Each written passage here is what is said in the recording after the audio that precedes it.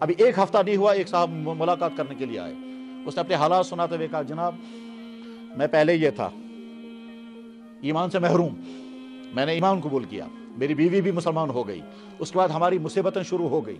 علاقے میں ہم کو بہت تنگ کیا گیا،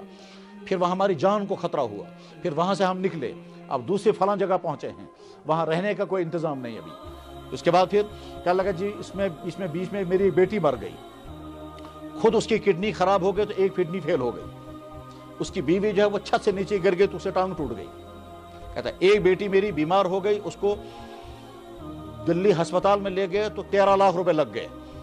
اور ایک بیٹا ہے، اس بیٹے کو کھانا کھاتا ہے تو یہاں سے باہر کھانا باہر آ جاتا ہے، یہاں اس کو کوئی سراغ ہے۔ اتنی ساری مصیبتوں میں ہوں، خود کڈنی فیلئر، ایک کڈنی کام کر رہی ہے، بیوی کے ٹانگ ٹوٹ گئی ہے، رہنے کا انتظام نہیں ہے، ایک بیٹی مر گئی ہے، ایک بیٹی کا علاج چل رہا ہے، 13 لاکھ روپے دلی میں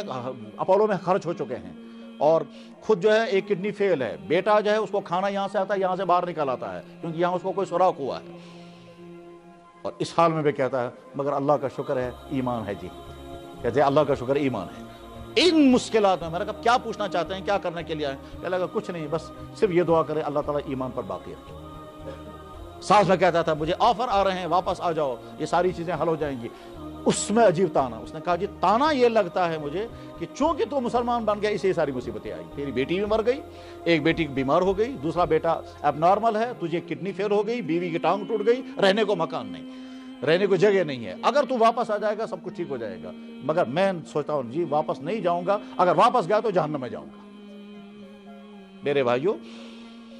ایمان قبول کرنے والے اس طرح سے جمے رہتے ہیں، اللہ نے ہم کو ان تمام امتحانوں سے بچایا، اس لیے عہد کر کے اٹھے انشاءاللہ